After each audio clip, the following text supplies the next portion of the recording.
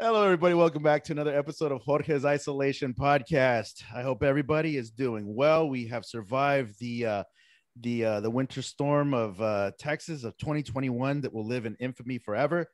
I didn't have a guest last week, but kind of glad because I have an amazing one this week. This is there are people in your life that you will come across, and they will have such an impact on your life that you will never, ever forget these people. And today's guest, Rafael Albarran, is one of them. He is just honestly probably one of the most interesting people I've ever met in my life. And he's my brother. He's, we were two of three Latin kids in grad school. Or two Don't of the forget three. about the Brazilian. Don't forget Yeah, about the well, Brazilian. he has to join us on HBO soon. But welcome. How have you been? You've taken you like I said, interesting. This isn't even the word to describe you, sir. She's living her truth. She's following her path, creating her own ways. That's what you are. It's like I don't know, man. Like you're just like the way I remember you saying is like you're not gay, you're not bisexual, you're not straight, you're an energy. Yes, you And remember. I'll always remember you being just an energy. And man, like you really are an energy that like I admire. Like you've taken some risks in this. You take risks daily living your life. Yeah, you're shaping my image very accurate. Yes, very accurately.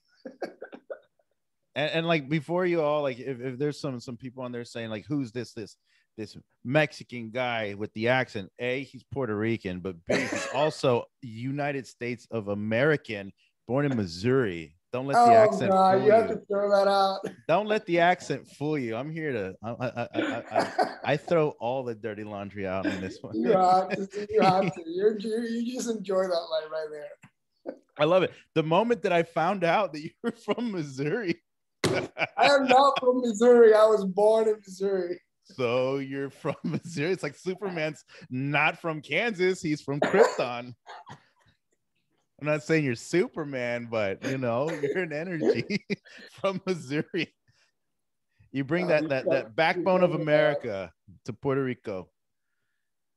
But so what's been going on? Like what's life been like? So we graduated in 2014. Where did you go after that? You stayed in New York for a little bit, right? Yes. So this movie Lupe was actually the first movie that I shot right after graduating grad school. So this was my very first project out of school. Yeah. That I was able to book. I booked it in October, and we started shooting that December. And 6 years later, here we go. We're premiering on HBO Friday, February 26th, 8 p.m. And I cannot be more excited about that. Such a indie, ultra low budget film. Yeah. That is being championed by, a platform and a company like HBO is just, is literally, again, makes no sense, but also my life makes no sense. So no, right after school, I did that. And then for 2 years, I tried to audition, didn't book anything. And I was like, I'm going to pack my things and going to travel the world. And I did that. And you did. And I did. You started traveling, though, like after our first year. Yes. You had that awakening trip through Europe. Yes. Where your pals abandoned you. They ditched you last minute. But instead of being mad at them, the horse carriage had only one stallion left on this trip, right? With these 4 horsemen. And it was almost a blessing in disguise, don't you think? It was a blessing in disguise. And that trip changed my life. It was the first time that I was outside of the States, and I was traveling for 3 months. And once you get that like that stimulus, that energy that you get when you're traveling solo, it's very hard to like let go of that. And you wanna recreate that experience as much as you can. So throughout my life, I feel like I've been very good at always escaping for a minute for myself. Yeah. And that's part of what keeps this magic cookie crumbling.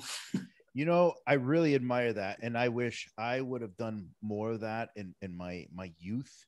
I mean, I'm 38 now, but when I was in my 20s, there's certain things that I was doing that I felt like I was wasting my time. But I think everybody's journey is different, and like there's certain Everyone's experiences that we have to have in order to mold us into who we are today. I mean, at the end of the day, it's about celebrating everyone where they are. I remember Yeah, that like, when we graduated from school, you were one of the first ones to start booking right and left. yeah, Like you were fucking booking everything. yeah. And And now I'm panhandling on the side of the expressway. So and shows you where I'm and at now in I'm life. going to HBO. And now I'm Yeah. going to HBO. Yeah. You know, But it is. Yeah. I it's it's weird to like see us like where we came from, like in the first year of grad school, where I felt like I was lost in a certain way. You were definitely feeling a certain type of way, lost in that whole first I year. mean, can we remind everyone and your audience that on my first year of grad school, no one knew I was gay. No, no. And here's the thing. It wasn't that they didn't know that you're gay, and it's not like you have to go around with the rainbow flag saying, hey, look at me. It's not anything like that. I think that you felt like a certain way that you couldn't be yourself, even though you're around people that would accept you Correct. for who you were. Correct. But that fear of being teased or mocked or whatever, like we thought in reality that you know you were just a player, getting chicks left and right. Like, hey, look at me. And you can't even say chicks anymore, but like if you want to like reference it, like you're a greaser getting chicks, like from Greece, and Yes. you were just like I have to correct myself sometimes just to say like I didn't mean like a greaser because we're Latino, a greaser like back in the 50s, socias and greases. And but yeah, it was this whole thing. And I remember, you went on this trip and you came back and you're like, you know what, guys, let me tell you this. Like you were very afraid to come out and tell all of us. And when you did, like everyone was like, that makes sense. It was just like, that explains some things. Yeah. And Well, and it's like the that's what movie, I like, feel like. The first time that I said that I was an energy, mm-hmm. I think I was 17 years old. And it was Yeah. when I was confronted by a girl Oh yeah. asking me if I was gay. Yeah. And I was in high school, Yeah. and kids can be very mean. And I shut her Yes. down. I shut her down with that answer because like she was not expecting that. She was like, "Are you gay?" I was like, "I'm not gay. I'm not straight. I'm an energy." You Yeah. know, you put it up, put it down. Well, it's also our cultures. Yeah, well, like I feel like I've always been trapped to the perception of others. Yeah. I've always been trapped into like what I'm perceived as or how my energy reads at, and like people, feel very comfortable always putting me in a box. And I feel like throughout my life, I've always been kind of like getting out of those, ideas that that like people try to define me, and I'm always like creating new ones for myself. Yeah. Like these days, I don't even consider myself like a gay man. These days, I don't even consider myself fully a man. Like I consider myself living somewhere in between of the masculine and feminine energy.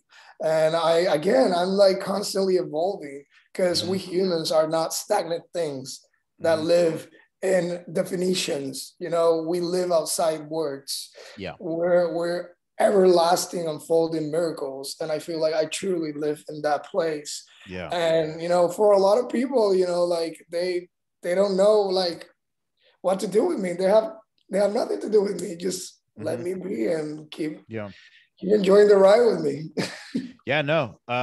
I definitely enjoyed the ride. It's very interesting. Like I said, like I admire the just the lack, not the lack of, I don't know how to say this, like that you don't need permission to do something. Not like you're going to go commit a crime or anything, but like, in life, we feel like we need the permission to just go travel the world by ourselves, or the validation from others just to say like, is it okay? Should I do it? And you'll get like people will want the opinions of others. Like, no, you should be safe. You shouldn't go through, Central America or, South America by yourself, and, or Europe or Asia by yourself. And it's kind of like, well, you know what? Why do you need the permission of those others? You know what I mean? If this is your life that you're living, you know what I mean? And that's one of the things that I've really admired the most of. And I want to encourage that with my children that I have, that, they're able to do things that they want to do. You know what I mean? As long as they're safe, as long as they, we know where they're at, Yeah. go and explore the As world. long as you're not, physically and intentionally like harming anyone, you're free to create with your life and with yourself whatever you want. Yeah, it's so crazy. So this movie's coming out. Tell me a little bit about this movie. So this movie actually is the movie that started my exploration with my femininity. It was the first time that I was allowed to explore my feminine side, because the whole conflict of the character is that he is trying to find his sister in the underworld of the prostitution and like drug underworld in New York City. And while he's like going through all these brothels and like very dangerous, going through all these brothels and dangerous places, she's also struggling with her trans identity. So she's a trans woman. And as an immigrant, she doesn't have the resources to start her transition. So the movie explores what would happen if a trans persona doesn't have these resources, and how does this woman finds her womanhood and finds how her woman looks. And that's basically where the movie starts, and we see this character going in this journey of authenticity and exploration. And he was, one of those characters that come to your life and they're very like mirror your heart in a way that is, very hard to find. And the moment in my life where I got cast, the moment in my life that I was shooting this, like the minute I start researching and reading about, the trans experience and the trans umbrella, and the more I start reading about like what being feminine and masculine is, and like how both are like traps made of the same thing. We're all traps in these concepts. And the more I start to deconstruct all these ideas, I start to change as an artist, as a person.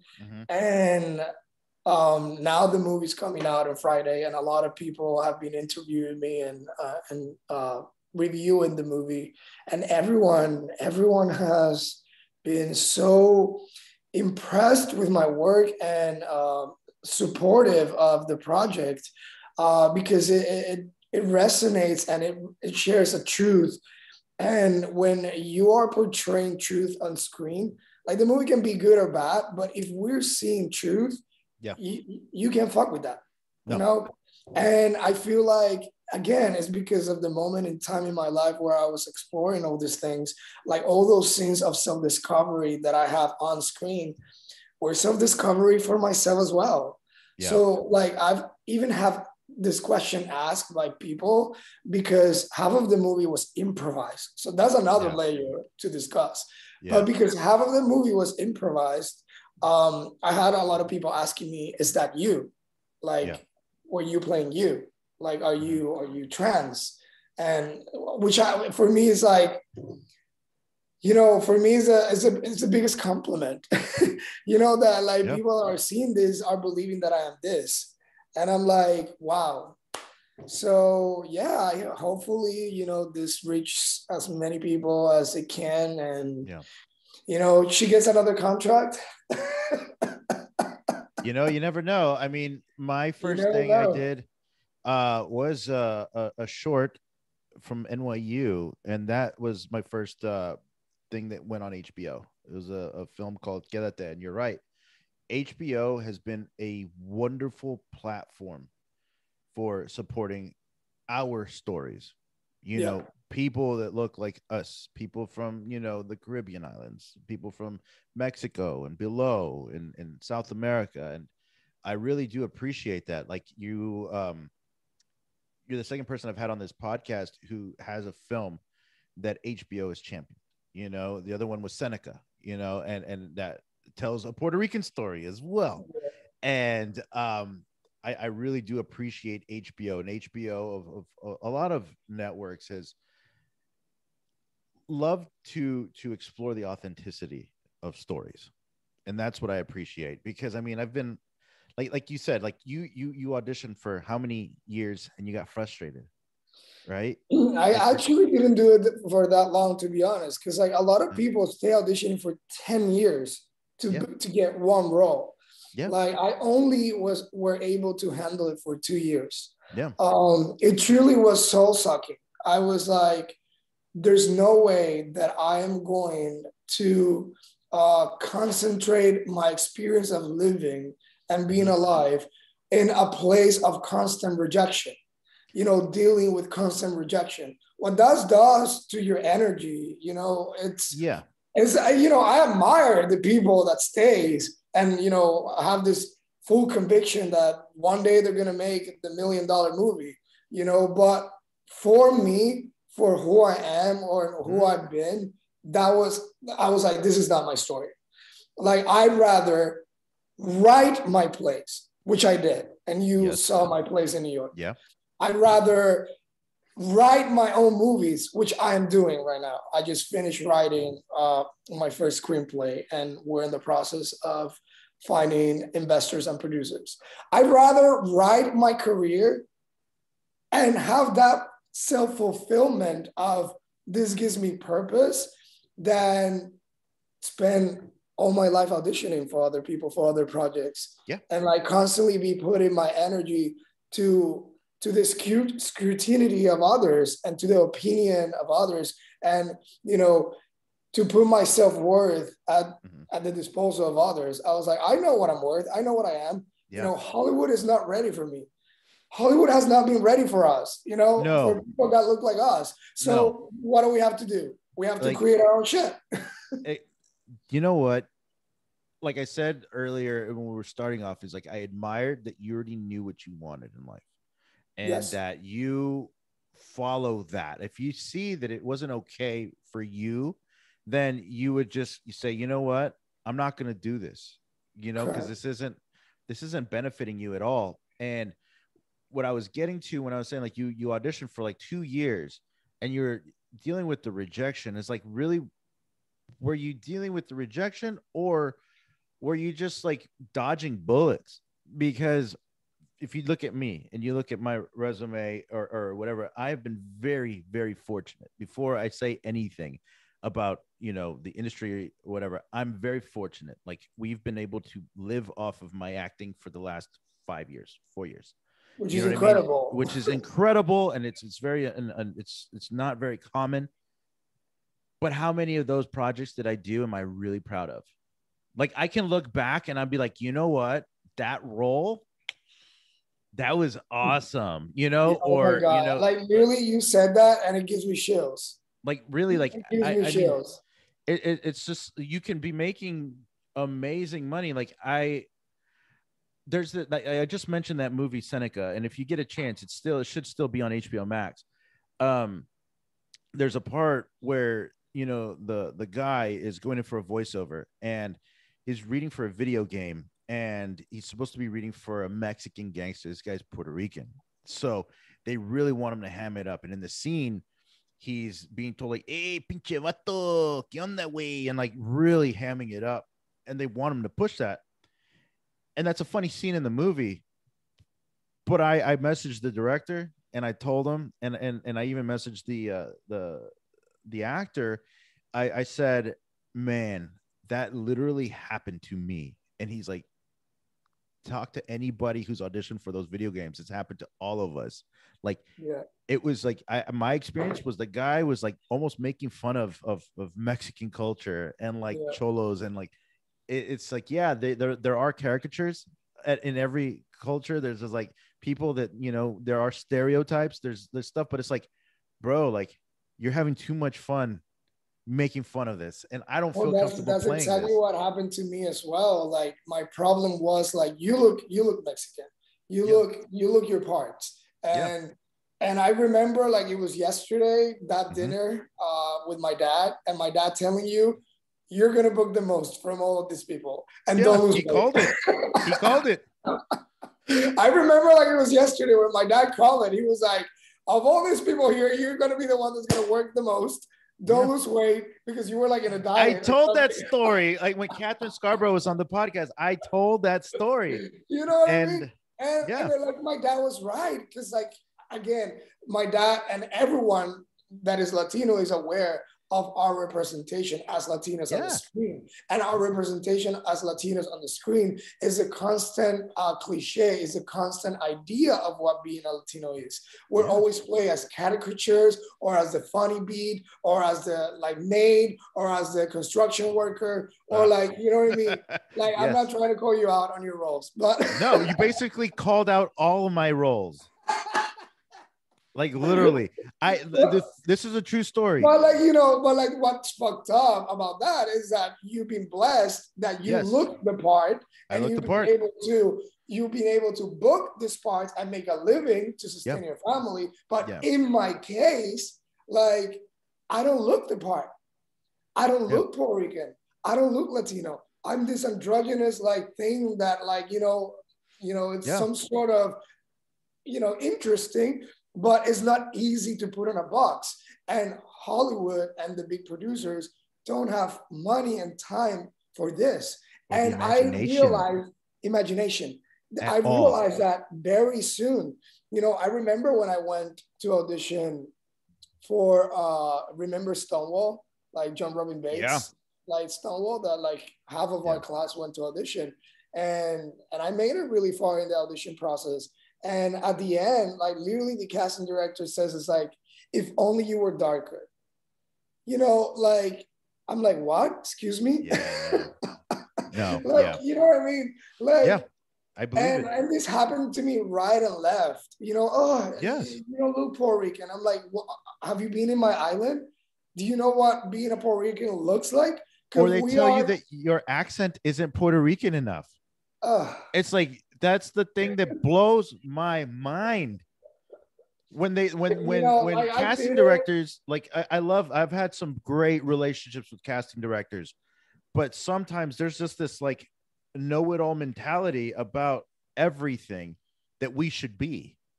You know what I mean? And like we fall into that. It's like, oh, we need you to do an act. Like nowadays, I don't know if it's cost me jobs, but like I refuse to do an accent on any of my self tapes anymore.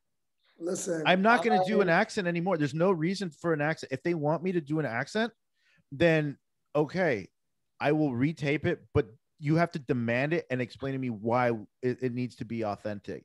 I'm It's just telling stupid. you, I took it for 2 years, and after 2 years, I'm like, nope, Yeah, I am done. I'm still doing it. And yeah, I mean, because again, like you have the possibility of booking. You do because you Yeah. look the part, and it's amazing. And take advantage of that all your Oh, I life. am. But also, like you said, create and do things that will make you proud. Yeah. Like this podcast, like the fact that you Yeah. do it, like this is amazing. This is Yeah. something that like feeds your soul and feeds your energy and gives you purpose. And Absolutely. as artists, we feed from this. We need this, Yeah. And again, the other day I kind of had this epiphany, Mm-hmm. and like I happened to like met John Cameron Mitchell on my journey, and I met him while I was living in San Francisco, and like we became acquaintances and friends. And having him in my life and seeing his career and seeing him as a white cis queer man, he've had the exactly same problems as me, Yep. because like the industry always put him in this corner, in this box. And he was like, well, fuck you. I'm going to create my career and I'm going to create my life. And I'm like, I am a John Cameron Mitchell. I'm a Latino version of John Cameron Mitchell. And I'm pretty fucking okay with that. And John Cameron Mitchell is a sweetheart. So I remember he is a sweetheart. And like he's such a genius. Yeah, he's a genius. He's brilliant. He's an amazing human being. He was of the Broadway celebrities that would work out at the gym that I worked at. He was one of the kindest, and he helped out, like a few of my friends, and helped guide them. And it wasn't even like anything weird or anything like that. It was just like, his heart is in the right place. Yeah, because we've both encountered. Well, I mean, maybe me from the outside. I'm not pretty enough to be seduced by anybody in the industry, but we've seen it. I've seen it. People are into it. You know what? Yes, you're right. Because I got hit on quite a bit when I worked at the gym. There was a few chubby chasers. You know what I mean? Like there's I fit. If there was a dirty website that fit a category, I would have my own little tab you can click on. You know what I mean? That's why my OnlyFans is banging. Baby, make those millions. You know what? I gotta, college isn't cheap, and I don't think they're forgiving any loans anytime soon. So I haven't done a payment of my student loans in like 8 years, I think 6 years. Whenever I graduated, I've never paid one. You and I graduated 6 years ago, and I guess that makes two of us that have not made any payment. Because you know what? I'm gonna pay when I feel like I got my money's worth. Exactly. From those places. You know what I mean? From that place. Maybe I'll pay like $10, because it's just it's neither here nor there. There's that experience. And grad school was weird for us because I had Catherine Scarborough on, and her experience, with her class, it was just like a much different experience than ours. They had like 36 people. We had like, I think 24, 24. Comparatively, like you and I and Velson really, like, we struck the lotto because we were on main stage shows since first year. Yes. All three of us were on main stage. We're the only people. Huh? And leading shows. Like, yeah. And they were fetishizing us. That's what it was. No, but like we were very fortunate, and like Catherine was saying, like it was hard for a bigger class like that for people to even get opportunities. So I mean, we're very grateful. I mean, you and I talk about it all the time. Like we're very grateful for it, but sometimes it's kind of like when it wasn't the shows. Like, did you feel like you were getting cheated out of opportunities or being told, like steered in a direction you didn't feel comfortable in? I mean, I did my first year. Without naming names, we're not going to throw people under the bus, but like, I had, we had that famous story. What happened with me was kind of like the opposite. Like what happened with me in grad school was like, we've given you enough. We cannot give you more, regardless of my merit and regardless of my auditions.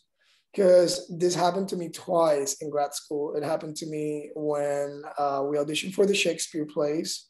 Well, and don't even get me started. You remember how that ended? Remember the circle conversation we had? Listen. I had my word.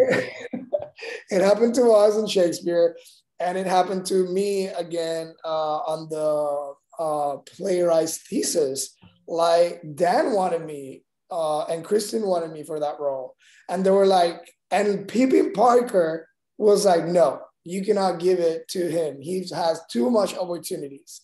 And they ended up giving it to Nick, which, he ended up being amazing. Like he crushed it. Yeah, he was amazing. To take credit from the others, but it's the fact again that like your talent and like our opportunities are also kind of like guarded. Yeah. You know what I mean? So all of a sudden, like our talent also like was like, a downside all of a sudden in fucking grad school. And I'm like, fuck this. Well, and it wasn't like, I look back now and I think like maybe it was our classmates that were making us feel like shit about that, like sometimes, but in retrospect, Yeah, maybe our classmates might have been like, I'm not going to say jealous because that's not fair, because it was out of their control. You know what I mean? But I it's don't more feel like like it why was. the hell are these guys getting opportunities that we weren't? You know what I mean? Even on our own year's shows, these guys were working on other years' shows. You Yeah. know, I and mean, I feel like again, it has to do more with how the show is run than Mhm. with the players. Yeah, And again, that's absolutely. exactly what happens in Hollywood, and that's exactly what happens in our Yeah, industry. Like, it goes to the macro of things. yeah, So at the end of the day, like, do your thing. Don't yeah, wait for someone to do it for you. I feel yeah, like man. that has been my biggest take on my journey. You Yeah, know, like I fucking wrote a book of poetry. I Like, saw. Yeah, yeah, yeah, like I'm gonna write a book of poetry. I'm gonna self-publish it, and look how I do it. yeah. I don't ask permission to create. No, never. And you know what? I've taken a little page out of your book because that's what I did here with the podcast. I wanted to experience people I admire, people that it started off as a COVID scare, but it was more, just why did I like this industry? Why do what people motivate me or drive me or inspire me in life? Just not even just acting or writing or whatever, just people in general, the conversations. And so I wanted to pursue that, and I also thought, like you did, you started just creating whatever. You said you started writing, you wrote plays. I saw your plays. You wrote a book of poetry. Like, I'm writing a book, and I have a horror website, one of the most lowbrow things, which is, if you want to go there right now, it's jorgeshouseofhorrors.com. uh and it's just me talking about what I like, and it may be nerdy, it may be like silly to some, but to me, you know what? That's what got me through my younger years in life, was watching these kinds of movies. I remember in grad school they would say like, "Oh, did you read this Chekhov play, or did you read, Strindberg?" Blah blah blah. I was like, "No," but did you see Jeepers Creepers too? You know what I mean? Or like, what do you think about Halloween 3, Season of the Witch? You know what I mean? Like, and it's just like one of those things, and I'm doing that to make myself happy, because I think in the industry that we're in, it's going to be very few times, we're not at a position yet in our careers to where we can pick and choose like those big roles or work with those directors that we really admire. You know what I mean? Like, Guillermo who's a del director Toro, you would love to work with right now? Guillermo del Toro, we're looking at you. Yeah, exactly. Willie, where we at? You know what? Actually, like, with what director I would like to work right now, with my fucking fellow Puerto Rican, Angel Manuel, that is killing it. He Yeah, just directed Charm Cities, and he just got picked to like direct the first DC Latino superhero movie, and he's superhero movie. Puerto Yeah, Rican. I'm dying to work with him. yeah. I'm dying to work with you. I'm dying to work with Raul Castillo. I'm dying to work Oh with yeah. Ismael. I'm dying to work with my people. Like, those are Ismael, the man, people that I'm guy, like, I dying. remember when you told me about him in grad school, I was like, this is my friend. Yes. And it's like, okay. And that's another one that I really admire. I would love to like talk to him and pick his brain before he gets way too famous. Um, but you talk about Lord of the Rings, which in fantasy, which I'm a huge fantasy fan, anything with swords and sandals, any movies, I'm in it. But predominantly Game of Thrones, any King Arthur story, just anything, Clash of the Night, anything with swords, they're always British or they're always European. Yeah. This is a caramel skinned, god looking guy with like Puerto the Rican most boy. beautiful eyes, Puerto Rican kid, and he's in Lord of the Rings, Lord of the Rings, and he's one of the lead roles. He's one one of of the the leads. Like, and he's not playing a dwarf. I hope not. You know what I mean? Like if I were to be in Lord of the he's Rings, I playing would Chris I would Pratt. be like I'm Gimli's gonna like disclose it because, grandfather. I would be a dwarf. You'd be an elf. I think I you'd be an mean, elf. but I'm definitely in love. I'll be with Frodo. I'll be like chasing Frodo.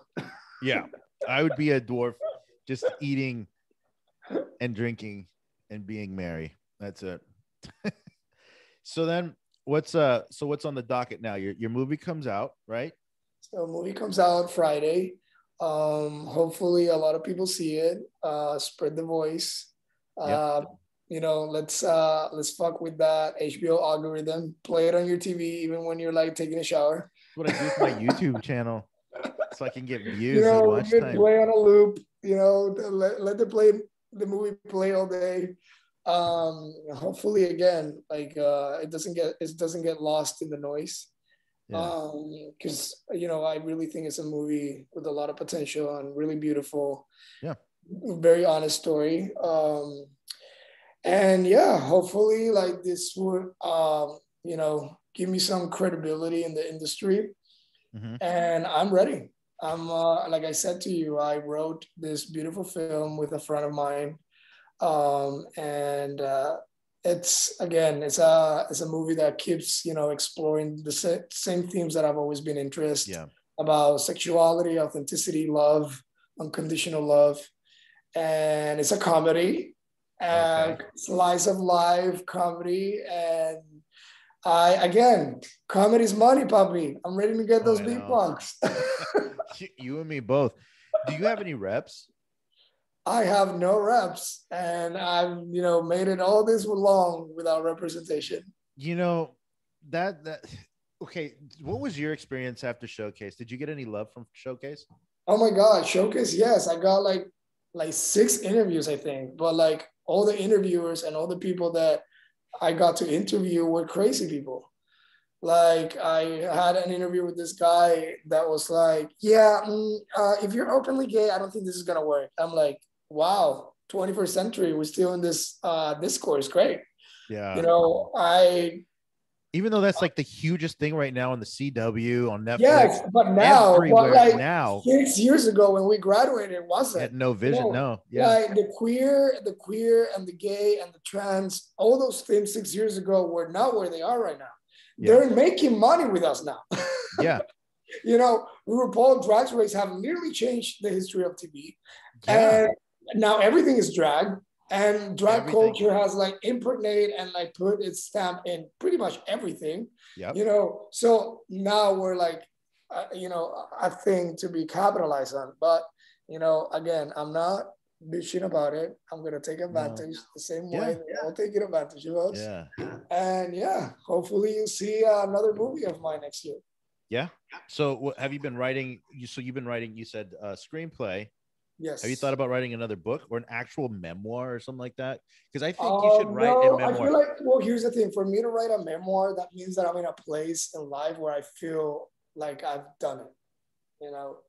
But you Um, could have written the first few chapters. I mean, just so you don't yeah, I lose it. guess so. But again, like if I ever write a memoir, which is I'm not opposed, like I want to be in a place of full accomplishment Yeah. and be like, okay, I did those things that I said to myself that I'm gonna do. And Mhm. right now, I'm like literally, I feel like at the beginning of that ladder, really infusing that fire and feeling what that feels, and like touching for the first time a little bit of that success. Like you've been on HBO, like you've been on like pretty much everything. Like how that feels. Like I Mhm. still don't know how that feels. So this is my first time Yeah. experiencing that. And again, like this movie that I wrote, I'm very excited about. I have really high hopes. I know I'm gonna do it. You know me. You will. Every time I said I'm gonna do something, I do it. Yeah. No, I I really know. do believe that. And I like the mindset that you have about paving your own path, because in reality, in this day and age, it's not impossible, which is amazing that you have the ability to make something happen. We're like, if it was like 10 years ago, I think it would have been harder for us to make something where people would even try to listen. But because there is a necessity for our stories, you know, that, aren't necessarily, the norm, middle America, New York, LA, like that's really where you hear a lot And of it's stuff like, from. it's like it even goes like bigger than that. Like we Latinos are the biggest minority in the United States, Yes. bigger than the blacks. And we have the less representation on the media, Yeah. of every single group. That speaks volumes. Yeah. How thirsty we Latinos are for being Yes. feeling seen, being represented, being celebrated. Yeah. So it's literally for people like you and I, Yeah. you know, younger generation than us that is coming to, you know, fuel and you know, support each other and elevate each other and take advantage of all these tools that we have these days to make those stories like translate and, you know, believe, baby, believe and lift Yeah. yourself. What kind of if you get this movie made, if you could tell a certain kind of story, because I've asked a few actors this, and their response is always like, "Ooh, man, well, that's really hard to say because all of my parts were my favorite." But like, is there really one role, or maybe not even a role, like a specific character or anything, but a type of role that you would love to tackle before you die? You know, whether it's like a hero or, you know, a political figure, or, you know, there's something that you know is like, you know what, in my mind I've always wanted to play Odysseus. That's me. Like, I love the story of the Odyssey. I love the fact that, you know, he had to go through this whole journey to get home, you know, and it was just obstacle after obstacle after obstacle, and you know, that's like that character for me. What is that for you?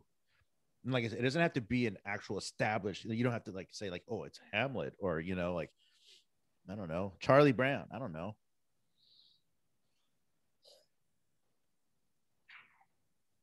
Hmm. He's thinking. Yeah, I'm like, because like again, I'm thinking of like what stories I want to be remembered and what characters I want to be remembered for. But what And what what what stories do you want to remember playing? Like, if you ever were to develop, well, like, knock on wood, like and this is, Alzheimer's or anything, like this and is I the feel one thing like, you'll always remember. well, and I feel like this goes along the lines of my path and my life, and Yeah. the reason why I've made all the decisions that I've made is Mm-hmm. because, you know, like the other day I saw Rita Moreno's documentary in Mm-hmm. Sundance, and like it just moved me to tears so much because Mm-hmm. she was saying how she didn't have role models, how did it, she didn't have roles that she could aspire to, so Yeah. she had to be that for herself. Yeah. And I feel like that still resonates truth to me at this moment in my life. I Yeah. feel like I want to create those roles because I feel like they still don't exist. Mm-hmm. You know, I feel like I want to write those roles because I feel like they still don't exist. Yeah. And hopefully one day the roles I create will be those roles for actors to be like, wow, I want to play that one day. Oh And I don't yeah. say that from an arrogant place. I say that from a place of truth and like not having representation and not being able to see Yeah. my story represented in any way, Yeah. in any medium or any story. And I truly like, that's what I was thinking. It was like, what character I would like to play. I would love to play like a Puerto Rican, like, you know, superhero, like Mm-hmm. real superhero, like a Puerto Rican that changed like the history in my island, like Pedro Albizus Campo, or Mm-hmm. you know, a figure like that, that it's like, you know, represent the movement of liberation and represented the movement of the resistance to America and create like a fucking epic biopic and share our stories as a nation with the world. Because Yeah. to this day, like the entire Puerto Rico status and situation, like it's unknown to 90% of the population, Yes. you Yes. know. And I again, agree. it's responsibility of me as an artist, as a storyteller, to shed light to those things. What And I what feel like that why do you think that is, though? That that Puerto Rico stories haven't been told. You know, we have several successful Puerto Ricans. I mean, look at Lin Manuel Miranda. You know, he wrote a whole musical on our Alexander Hamilton, of all people. It's like yeah. there's people that are capable, you know, of Yeah, writing like Puerto Rican again, and stories. because our resilience and our passion as artists, like take us to the main stage in every single platform and medium. Like, Yeah. you know, from the music to the theater to the arts. Like, you know, Puerto Ricans have that strength and resilience that again comes from that place of of wanting to be visible. Yeah. Because like, you know, culturally speaking, like for the last 100 years, we've been like, you know, the United States and their culture has trying to erase us, you Hmm. know. So like that's where the passion and like the voice comes from. Yeah. But to go in detail about the whys of those things, we'll have to do another podcast because she got to go. Yeah. Yeah, I believe it. So it's been really great catching up with you and seeing your Same journey. here. I was I have a little cousin who's graduating high school, and I brought you up in the conversation I had with him. I was saying, you're just unsure about life and unsure about what the next steps are. College is a thing, that you should do. But he's like, I want to travel and I want to do this. And I was like, you can do that. He's like, how? I'm going to be in school focusing on that full time and blah, blah, blah. And I was like, you know what? You need to just take a step back and you just need to take the Albarran method. That's all you got to do, the Albarran method. And he's like, what is that? I was like, let me tell you what that is you this is I don't recommend this to a lot of people, but you can go to school and say you have it paid for, might have student loans, right? But save up as much money as you can during the year, bust your tail, learn as much as you can in school, but then go to real school out in the world for a few weeks at a time, 6 weeks, travel, enjoy it, grow, because school isn't only in the classrooms, you still got to go out into the world and explore it. And that's what you did.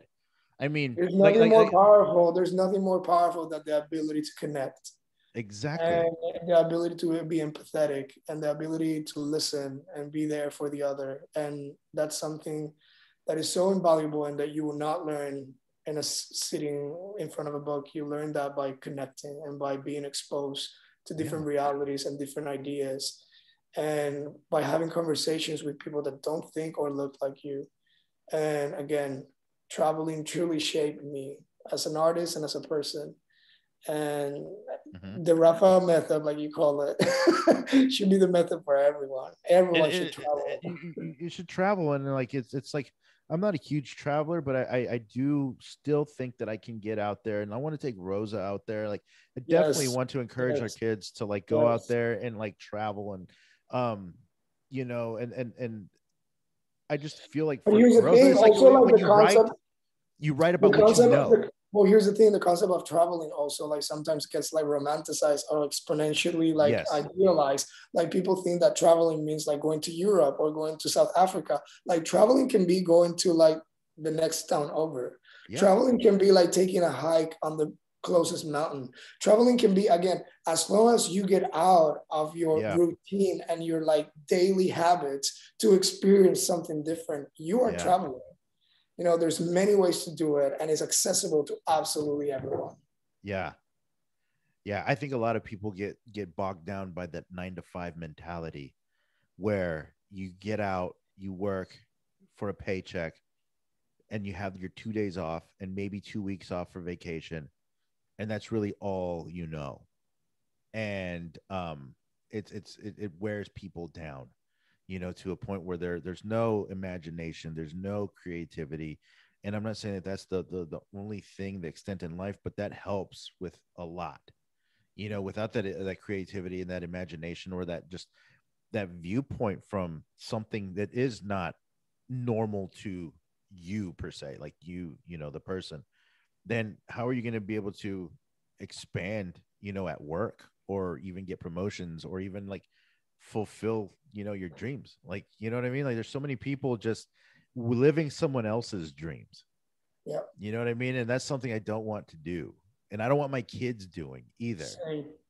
And that's the one thing, like if I can say that I got my money's worth, is like meeting the people I did in grad school, and like seeing like, okay, like I admire, your bravery for going out and traveling to Europe by yourself. Like I wouldn't know how to do that at all. You know what I mean? Like, and I've been in Mexico. Like I've just like, been in some tough places, and it's like, okay, I'd be scared to do that. But like you did it. You made friends there. You did it in the whole world, right? You did Asia, Australia, Mhm. South America, Central America, Yeah, Asia, New Zealand, like South America, Central America, all of it. Europe. She went all over. Where's one place that you haven't gone to that you want to go? Africa. Africa? You haven't gone?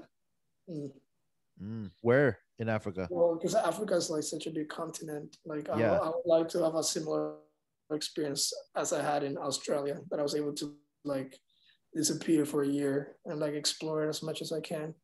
Yeah. So, I feel like Africa and India are the top places on my list. You haven't been to India yet? No. I think that's more attainable than Africa these days, right? I mean, these days nowhere is attainable. That's true. That's true. Unless We're you're in the Bill common Gates. hole. Yeah. Thank What do you. you think's gonna happen? You're in LA, right? I'm in LA. Yep. How's that right now?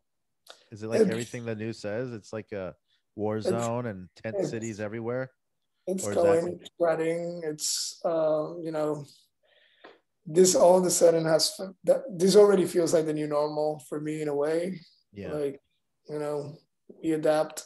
Um, but yeah, like we're still in the lockdown. Like, you know, restaurants just opened recently, only to Yeah. like people to be able to sit, but like not inside. Indoor dining is still closed. Movie theaters are still closed. Gyms are still closed. Like, it's still in the lockdown. How do you stay ripped year round? Shut up! I am not ripped. Yes, you are. I'm not. I mean, I have. You I'm got some go to the gym. awesome genetics because your brother is jacked too. Well, because he's a personal trainer. But I need actually to go Your to the dad gym. was jacked too. I'm going to the gym now. That's where I'm going. That's how you Yeah. do it. You they're closed, but you're going. I like it. A little rebel. No, so like there's like this outdoor gyms that just start to pop out as a response Oh, of the like indoor gym. Tulum has Like that to, jungle gym. Have you seen that? you know, white people always find a way. Yeah, if they don't get their way, they make it. I love it. Oh man. That's the thing. Like I hear about it because I know New York. New York is one thing, but like LA is such a foreign world to me. Well, baby, come visit. Come visit whenever you want.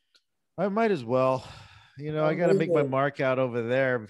I got to establish Make myself your here in the mark. South. They need to know the chapas. You know, I'll send you something I'm working on actually. It's a personal project. I'll send it. I'll send you a link. Send me the link. Because I am working on some stuff that I think you'll get a kick out of. And I'll read it. I'll read it. It's probably going to be the biggest show on earth. Well, yeah. Cast me in it. You cast me in it. will. I'm in. And maybe you should cast Belson too. That way, he can make the poor kid can make it to HBO. You see, we made it on our movies, and then like you need to get a series on HBO so that y'all could catch up to me. Hey, we're there. We're coming. We're coming. Oh, give it like 3 years. Give it 3 years. You'll be there. Thank you, brother. I mean, HBO. I have to say this about HBO is that they're very, very good at taking care of their people. I mean, if you do a good job, watch enough HBO. If you watch HBO from like the mid 90s till today, you will see a lot of the same faces on all those shows. If you've seen the guys on Oz, you probably saw them on The Wire, and you probably saw them on The Sopranos, and you probably saw, just different people. Wasn't like, even going back to like Oz, we're talking about the guy that's in those insurance commercials like Chaos or Mayhem. He was in Oz, and he was also in Divorce with me. And so a lot of these actors that HBO takes care of, and they'll see you, and I think this is going to open up some doors for you, whether it's HBO or Stars is really starting to take care of people, and Netflix is there, and Amazon. So I mean, hey, sky's the limit right now. she's open for conversations, and she's available to be hired. So yes, she is. Let them come. You know what? I miss you, man. It's been too long. You gotta see the kids. Well, you gotta see the wife. Oh my God, Rosa. Yeah, she's working. She's been working nonstop, and Send them my love. Yeah, I'm her sugar baby, really. You know, she's my sugar mama. She's the one who works Hey, the real one job. day you'll be Papa Chapa again. One day I'll have my own car. Yeah, but it's just me and the kid usually. She's eating or whatever right now. But yeah. But thank you for joining me. We can catch Lupe on HBO Max on Friday. By the time this airs, it'll be already airing, and you've probably, hopefully, already seen it. And if you haven't, watch it. Tell all your friends. You know, support great people and great art. Rafa, where can we find you on social media? I'm only on Instagram. Good. I don't play the social media hardcore game, but I've been considering opening a TikTok. I think I can go viral. I think you can. I think you can. I have a TikTok, but my TikTok sucks. So Well, I'll let you know. But so far, just on my Instagram, it's my name, Rafael Albarran /_ and you'll find me there. awesome. All right. And you can always catch the podcast on Instagram because that's where we only play. And that's at Jorge's Isolation Podcast or on YouTube on my channel under Jorge Chapa. Go ahead. You can catch this episode on iTunes and Spotify. Go ahead and subscribe, share it with your friends and family. On YouTube, hit the subscribe button. You know, give it a thumbs up and share it. Let's go viral. Let this be the one episode that catches fire. Right? Everybody, thank you for joining us today. I really appreciate y'all. And, thank you and be kind to one another. All the love, brother. All the love.